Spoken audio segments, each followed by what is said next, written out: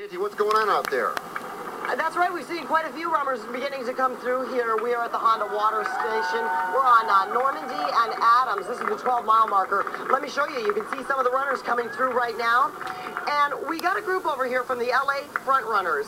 And these guys, as you can see right here, excuse me, sir. This gentleman here, he's on crutches. He normally would run the marathon, but obviously he's injured. We got these guys over here. Let me ask Patrick Owen, you said you usually run this marathon. You got 12 members from your group that are running today.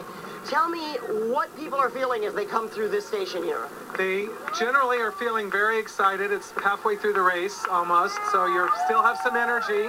And then our group, when they come through, we're all here to cheer them on, so it's just a great feeling at this point in time. And if you're starting to flag a little bit, to have the group here to cheer you on really picks you back up and gets you ready for the second half. Absolutely. That's got to be so important when you're starting to feel a little bit tired. They still got a long way to go. To have this group of support out here has really got to keep you moving, huh? Absolutely, absolutely. And all the folks shaking the noisemakers and all, it's really great. It's terrific. Especially, are there long stretches where you don't have as many people out there coaxing you along? Yeah, absolutely. And last year, this is a new course last year.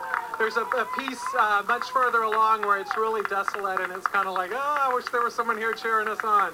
Yeah. All right. Thank you so much. There we are from the 12-mile marker, the Honda Watering Station. We're going to send it back to you guys.